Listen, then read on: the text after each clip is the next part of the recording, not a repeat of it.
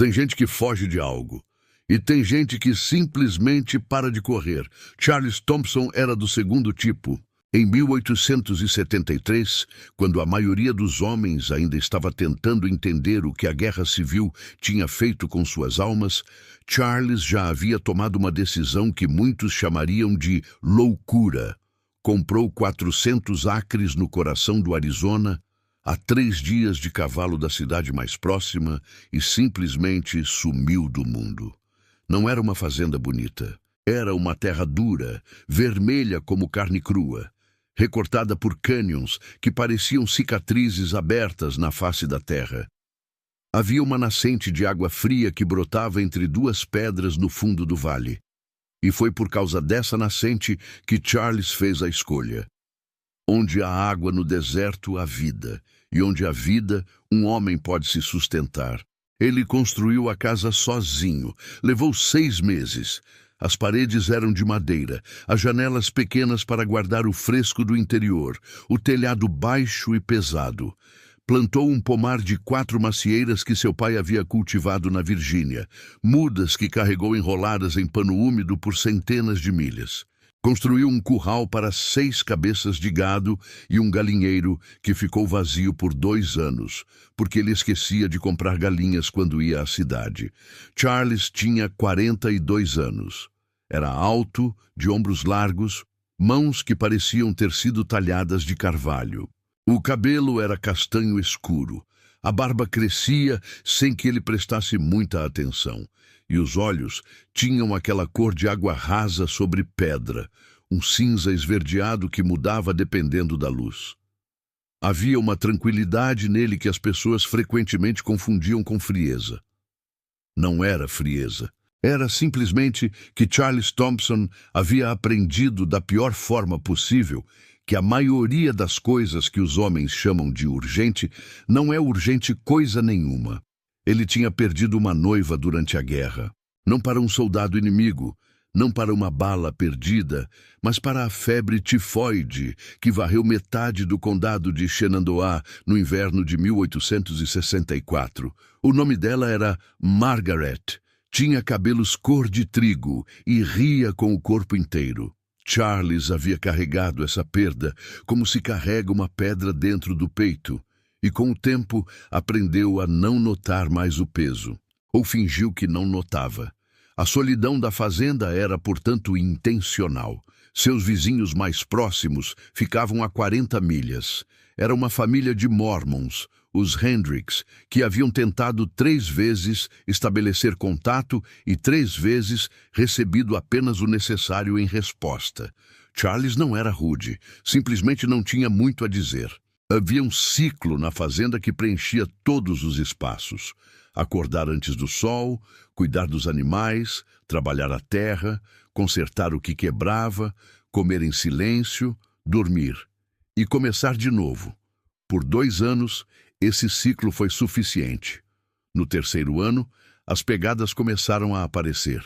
Eram pegadas de mocassim, de sola lisa, e apareciam ao redor da nascente. A primeira vez que as viu, Charles ficou parado por longo tempo, olhando. Depois voltou para dentro de casa, carregou o rifle com ele para dormir e acordou 3 vezes durante a noite. Mas não havia nada. Apenas o silêncio imenso do Arizona e as estrelas absurdamente brilhantes sobre o planalto. As pegadas continuaram aparecendo, sempre ao redor da água, nunca se aproximando da casa. Depois de uma semana, Charles parou de carregar o rifle para dormir. Depois de 1 mês, parou de contar as pegadas. A nascente pertencia à terra. A terra não era realmente dele. No sentido mais honesto da palavra, era da terra. E quem quer que estivesse usando a água havia entendido aparentemente a mesma coisa. Foi numa manhã de outubro que ele a viu pela primeira vez. Charlie saía do celeiro com um balde de leite quando percebeu o movimento perto das pedras da nascente. Parou. Ficou completamente imóvel, como faz um homem que cresceu caçando e sabe que o movimento assusta. Era uma jovem mulher Apache, ajoelhada na beira da água, enchendo um recipiente de couro. Ela havia percebido a presença dele no exato momento em que ele havia percebido a dela. E agora, os dois estavam imóveis, olhando um para o outro através de 70 metros de terra vermelha e silêncio. Charles notou 3 coisas ao mesmo tempo. Primeiro, ela não estava com medo. Os olhos eram escuros e completamente diretos, do tipo que olha para dentro de você com a mesma facilidade com que olha para uma pedra ou para um pássaro. Era a ausência de medo mais completa que ele havia visto em qualquer pessoa, homem ou mulher. Segundo, ela estava machucada. O antebraço esquerdo tinha um curativo improvisado feito de tiras de tecido, e a forma como ela apoiava o peso no joelho direito indicava que havia algo errado com o esquerdo. Terceiro, era jovem. Não mais de 30 anos, talvez menos. O rosto era de ossos fortes e pele cor de cobre queimado, o cabelo preto descendo em uma longa trança pela espinha. Por 30 segundos, nenhum dos dois se moveu. Depois, Charles ergueu levemente a mão direita, a palma voltada para ela, e deu meia volta. Voltou para dentro de casa. Saiu 2 minutos depois com um pedaço de pão de milho e um frasco de mel que havia conseguido em sua última ida à cidade, e deixou as 2 coisas em cima de uma pedra plana perto da nascente, a 16 metros de onde ela havia estado ajoelhada. Quando voltou ao celeiro, ela havia sumido, o pão e o mel também. Ela voltou no dia seguinte. E no dia depois, na terceira vez, Charles deixou também um pouco de carne seca e uma faixa limpa de algodão. Não olhou enquanto ela pegava. Ficou dentro do celeiro, fazendo barulho suficiente com as ferramentas para que ela soubesse exatamente onde ele estava. Na quinta visita, ela estava sentada sobre a pedra plana quando ele saiu da casa. Charles parou. Assentiu com a cabeça. Ela assentiu de volta. Ele foi até o celeiro. Ela ficou na pedra. Quando ele saiu, ela havia deixado algo para ele. Um pequeno objeto tecido de fios de cores vivas, vermelho e azul e amarelo ocre, preso com um nó simples. Era um tipo de talismã ou ornamento.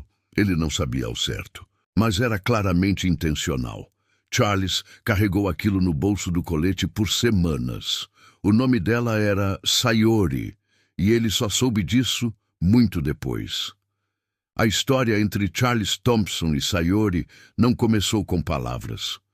Começou com gestos, com a distância respeitosa que ele sempre mantinha, com a forma como ela começou a aparecer um pouco mais cedo a cada dia e a ficar um pouco mais tempo, com os presentes trocados sobre a pedra plana que gradualmente deixou de ser um ponto neutro e passou a ser, sem que nenhum dos dois dissesse isso em voz alta, o centro de algo.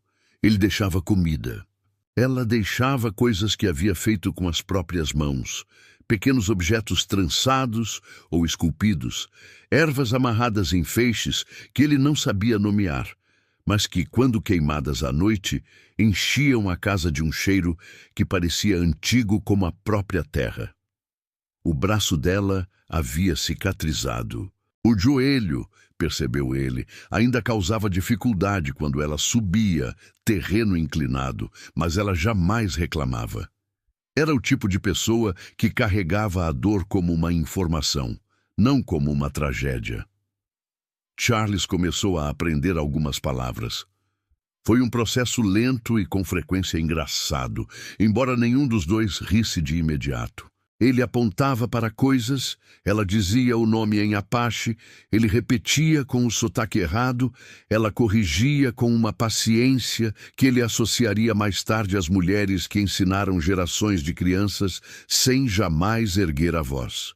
Ndé, povo, tu, água, inda, olhos. Dicoi, jovem guerreiro, mas ela usou para indicar ele, e havia algo na expressão do rosto dela que sugeria que era levemente irônico. Ele ensinou a ela palavras em inglês. Ela era mais rápida. Aprecia uma língua da mesma forma que aprecia um terreno novo, com atenção total e sem pressa. O momento em que tudo mudou aconteceu numa tarde de novembro. Charles estava consertando a cerca do pasto quando dois homens apareceram pela trilha do norte. Eram homens de cidade, tentando parecer homens do campo, o que Charles reconhecia imediatamente pela forma errada como carregavam as celas e pela expressão de quem está mais preocupado com o que parece do que com o que faz. Eles queriam comprar água, ou melhor, queriam comprar o direito de usar a nascente para uma operação de mineração que planejavam abrir a 8 milhas ao norte. Charles disse não.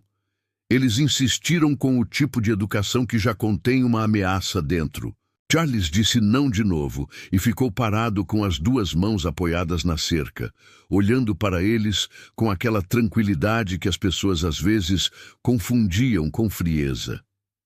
Eles foram embora. Charles não se preocupou muito com isso.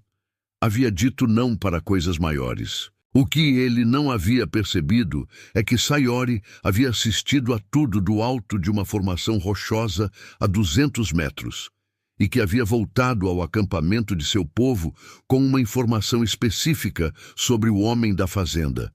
Ele havia defendido a água sem hesitar, sem pedir nada em troca, sem sequer mencionar que era legalmente dele. Para o povo de Sayori, isso tinha um peso que Charles não poderia ter calculado. Eles apareceram 3 semanas depois. Não eram 2, eram 11. Charles estava na varanda da casa quando os viu atravessar o planalto em uma linha diagonal, a cavalo, sem pressa e sem hesitação. Ficou de pé, muito quieto, e esperou. O homem que cavalgava na frente tinha a idade de Charles, mas parecia mais velho, da forma como o deserto envelhece as coisas, intensificando, não deteriorando. Era alto para um Apache, de ombros quadrados, com uma cicatriz diagonal que começava na têmpora esquerda e desaparecia atrás da orelha. Seus olhos eram escuros e examinavam tudo com a velocidade de um predador que nunca desligou o instinto. Ele se chamava Togonini. Era o irmão mais velho de Sayori. Eles ficaram parados a 12 metros da varanda. Charles ficou parado na varanda. Ninguém falou por um longo momento. Depois Charles entrou em casa e voltou com uma chaleira de café e 6 xícaras, que era tudo o que tinha.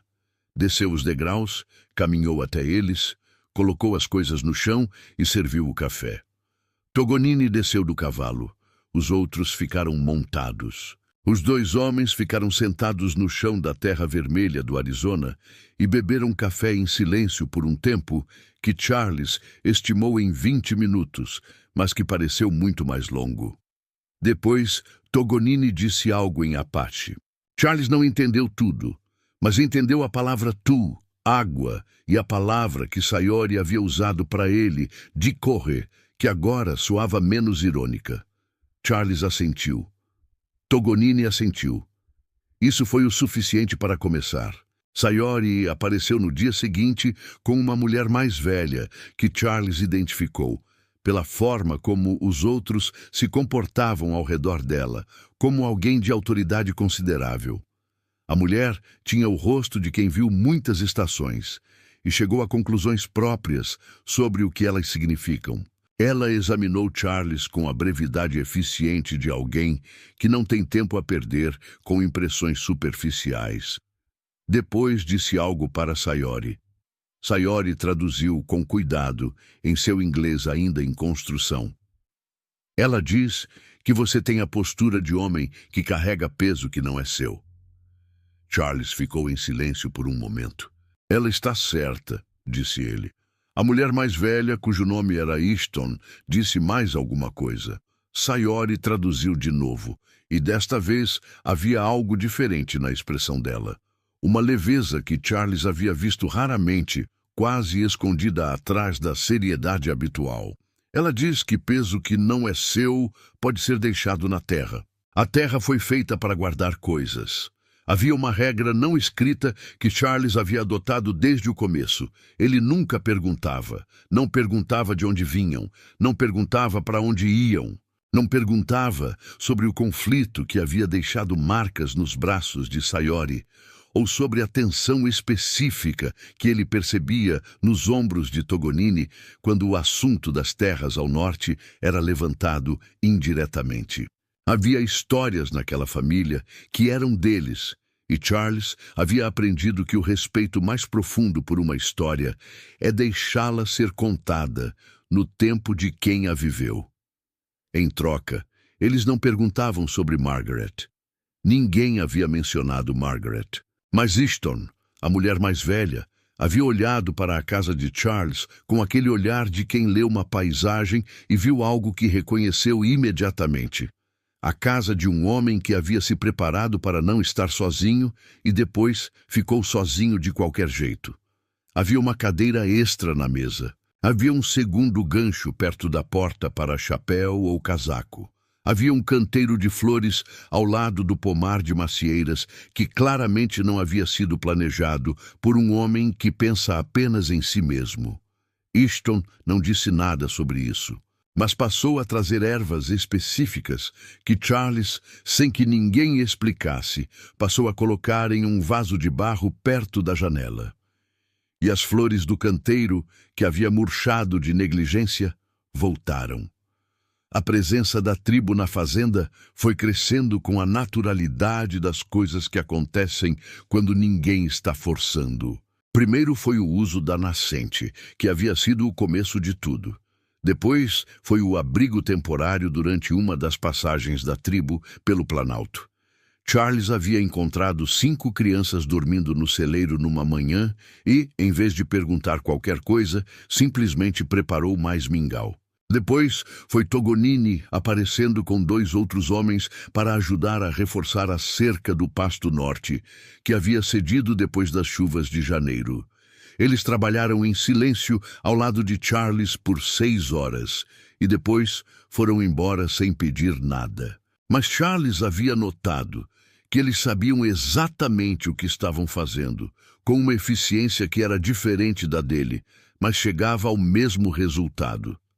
Havia um intercâmbio acontecendo que não era comercial e não era político. Era simplesmente o reconhecimento mútuo de pessoas competentes. Charles era bom com estrutura, com construção, com as mecânicas do que mantém uma coisa de pé. O povo de Sayori conhecia aquela terra de uma forma que não vinha de mapas, mas de gerações de atenção, onde a água corria fundo no verão, onde os animais de caça desciam ao entardecer, quais plantas curavam e quais matavam, como ler o comportamento do vento sobre o Planalto. Eles começaram a trocar conhecimentos com a mesma naturalidade com que trocavam café e ervas. O que Charles não havia calculado era o que acontece dentro de um homem quando ele passa tempo suficiente perto de uma mulher, que não tem medo de olhá-lo de frente. Sayori não era como nenhuma pessoa que ele havia conhecido. Não porque fosse Apache, embora isso fosse parte disso.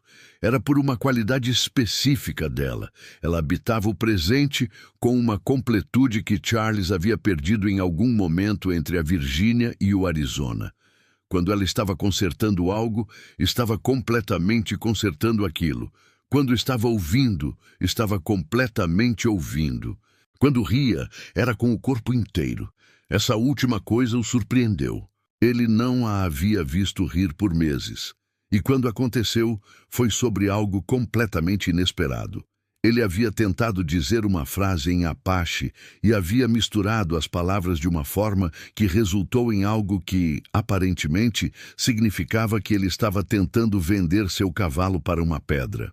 A risada dela foi tão súbita e tão completa que ele ficou parado, segurando a frase errada no ar, e sentiu algo se mover dentro do peito. Era o peso. O peso que Easton havia dito que ele carregava. Movia-se apenas levemente, como uma pedra que foi deslocada por uma polegada depois de anos imóvel. Não sumiu, mas moveu. A conversa que mudou tudo aconteceu numa tarde de março, quando os 2 estavam sentados na varanda assistindo o sol descer sobre o canyon. Sayori disse, em inglês já muito mais fluente do que era 6 meses antes. Meu povo diz que a terra lembra de tudo que acontece sobre ela. Charles considerou isso. Acho que pode ser verdade, disse ele. O que você quer que esta terra lembre de você? Ele ficou em silêncio por um longo tempo. Era a pergunta mais direta que alguém lhe havia feito em anos. Talvez em toda a vida. Que eu fiz algo de bom aqui, disse ele finalmente. Não tenho certeza do que ainda, mas algo. Sayori olhou para o canyon. Você já começou, disse ela, e não explicou mais do que isso. Mas naquela noite, Charles dormiu sem acordar pela primeira vez em 3 anos. A crise veio, como as crises importantes sempre vêm, de um lugar que ninguém estava vigiando. Os 2 homens de cidade voltaram. Desta vez não eram 2, eram 4. E traziam um documento com um carimbo oficial que proclamava direitos de mineração sobre uma área que, segundo eles, incluía a nascente. Charles leu o documento 2 vezes. Era falsificado, não de forma óbvia, mas ele havia crescido numa família de advogados e sabia reconhecer quando as datas não batem e quando os carimbos estão no lugar errado. Disse isso a eles. Eles não ficaram felizes. O maior dos 4, um homem de pescoço avermelhado e expressão de quem sempre conseguiu o que queria por intimidação, deu um passo à frente. Você está sozinho aqui no fim do mundo, disse ele, com aquela educação que já é uma ameaça.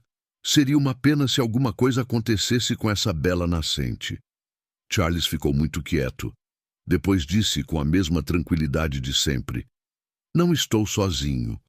Togonini havia aparecido sem fazer barulho, da forma que o irmão de Sayori tinha de aparecer quando o momento pedia. Não estava sozinho. Havia 7 homens com ele, distribuídos nas formações rochosas ao redor da fazenda, com a precisão de pessoas que conhecem aquele terreno como conhecem as próprias mãos. Não estavam com armas em punho. Estavam simplesmente presentes, com a clareza imóvel de quem não está blefando. O homem de pescoço avermelhado olhou ao redor. Fez a conta. Guardou o documento falso. Os 4 foram embora pela trilha do norte, devagar, com a dignidade forçada de quem perdeu, mas precisa parecer que não. Charles ficou olhando até sumirem no horizonte. Depois virou para Togonini. Togonini fez um gesto breve com a cabeça, algo entre um cumprimento e uma confirmação, e foi embora com os outros tão silenciosamente quanto havia chegado. Charles ficou parado no meio do pátio da fazenda, com o documento falso na mão e a nascente brilhando ao fundo entre as pedras, e sentiu algo que levou um tempo para identificar. Era o peso do peito. Havia diminuído. Naquele verão, a fazenda de Charles Thompson ficou irreconhecível. Não porque alguém havia mudado a estrutura, as paredes de adobe, o pomar de macieiras, o curral, mas porque havia vida nova em cada canto, de uma forma que a solidão nunca permite. Easton havia ensinado Charles a preparar um medicamento de ervas que curava infecções de pele melhor do que qualquer coisa que ele havia comprado na cidade. Em troca, Charles havia mostrado a 2 jovens da tribo como reforçar estruturas de madeira para aguentar o peso de um telhado de inverno. As crianças haviam descoberto o pomar de macieiras. Charles havia passado uma tarde inteira ensinando-as como colher sem danificar os galhos, e elas haviam passado a tarde seguinte ensinando-o um jogo que envolvia pedras e um padrão desenhado na terra que ele nunca conseguiu ganhar, mas continuou tentando. Havia algo sendo construído que não tinha nome em inglês nem em Apache, mas que ambas as línguas continham os ingredientes para descrever confiança, respeito, a familiaridade que cresce entre pessoas que trabalham juntas pela mesma terra. A conversa definitiva aconteceu no fim do verão. Charles havia encontrado Sayori sozinha perto da nascente, o que era incomum. Ela estava olhando para a água com uma expressão que ele havia aprendido a reconhecer. O rosto de alguém que está segurando uma decisão que ainda não tomou. Ele sentou na pedra plana. Esperou. Ela disse, sem virar o rosto, Easton perguntou se você ficará aqui. Sim, disse Charles. Ela não perguntou isso. Uma pausa. Ela perguntou se você ficará aqui quando ficar difícil. Quando os homens voltarem, ou quando a seca vier, ou quando você sentir que a solidão é mais fácil do que o resto. Charles ficou em silêncio por um momento. O que você disse para ela? Agora Sayori virou o rosto. Os olhos escuros e diretos, a ausência total de medo, a presença completa que ele havia notado na primeira vez que a viu e que não havia mudado em 1 ano.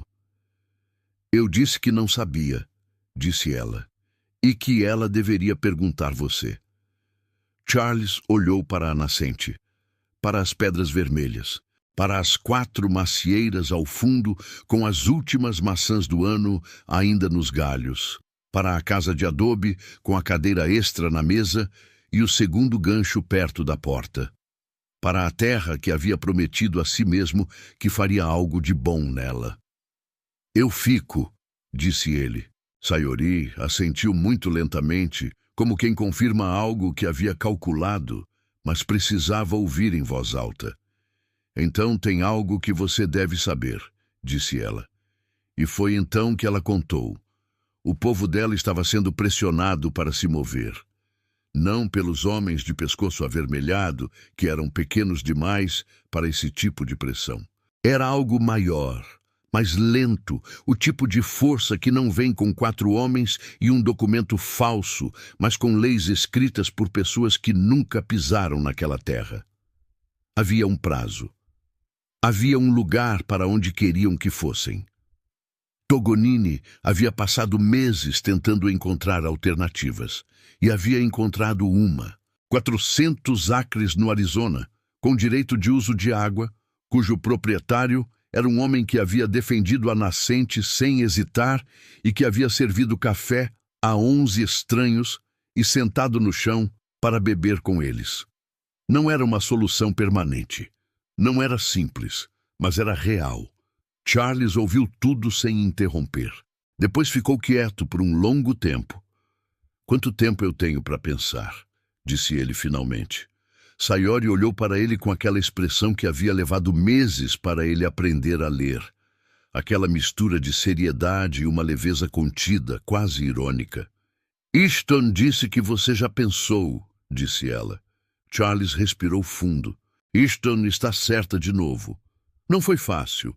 Nada do que vale a pena é fácil.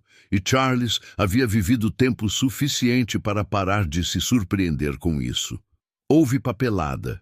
Houve viagens à cidade que ele havia evitado por anos. Houve conversas com pessoas que tinham opiniões muito concretas sobre o que um fazendeiro branco deveria ou não fazer com sua terra no Arizona de 1874. E Charles ouviu essas opiniões com a mesma tranquilidade com que havia ouvido a ameaça dos homens com o documento falso. E depois fez o que havia decidido fazer. O acordo não era de propriedade. Era de uso, de presença, de responsabilidade compartilhada sobre aquela terra. Não havia palavras legais perfeitas para o que eles estavam construindo, porque as leis da época não haviam sido escritas com aquilo em mente. Então eles escreveram suas próprias regras, em inglês e em Apache, e Togonini e Charles assinaram com o tipo de firmeza de homens que sabem que a palavra vale mais do que o papel, mas que colocam no papel de qualquer jeito, porque o mundo às vezes precisa de documentos. Na última noite do verão, Easton acendeu um fogo no centro do pátio da fazenda. Não pediu permissão, simplesmente acendeu. Charles ficou do lado de fora, observando enquanto a tribo se reunia ao redor, e havia crianças, e havia os homens jovens que ele havia ensinado a reforçar telhados, e havia as mulheres que trocavam receitas com ele na mistura de 2 línguas que havia se tornado o idioma daquela fazenda específica. Togonini veio até ele e ficou ao lado, olhando o fogo. Você não precisa ficar de fora, disse Togonini em inglês que havia melhorado consideravelmente, com a mesma velocidade rápida de Sayori. Não quero intrometer, disse Charles. Togonini virou a cabeça e olhou para ele com a expressão de quem acaba de ouvir algo que não faz o menor sentido. Você é família, disse Togonini, e virou de volta para o fogo, como se isso encerrasse completamente o assunto. Charles ficou parado por um momento. Depois foi para junto do fogo. Sayori estava sentada numa pedra do lado do fogo, com Ishton ao lado, e quando Charles chegou perto, a mulher velha disse algo em Apache que fez a expressão de Sayori mudar de um jeito que ele estava aprendendo a reconhecer. O que ela disse? Perguntou Charles. Sayori olhou para o fogo. Ela disse que a terra já guardou o peso que você trouxe e que agora você pode plantar algo no lugar dele. Charles ficou em silêncio. Depois olhou para o pomar de macieiras, invisível no escuro, mas presente. 4 árvores que seu pai havia plantado na Virgínia e que ele havia carregado por centenas de milhas e plantado em terra vermelha de Arizona, sem ter certeza de que sobreviveriam. Mas haviam sobrevivido. E no ano seguinte haviam dado mais maçãs do que ele conseguia comer sozinho. Ele olhou para Sayori. Ela estava olhando para ele. Não havia nada urgente no momento. Não havia nada que precisasse ser dito imediatamente, ou decidido agora, ou explicado em 2 línguas que ainda estavam aprendendo uma à outra. Havia apenas o fogo, e a família que havia chegado sem pedir permissão, e os 400 acres de terra vermelha no Arizona, que guardavam agora uma história diferente do silêncio que havia encontrado quando comprou. E havia o segundo gancho perto da porta, que estava esperando. Charles Thompson ficou naquela fazenda pelo resto da vida. O pomar de macieiras cresceu para 16 árvores. A nascente nunca secou.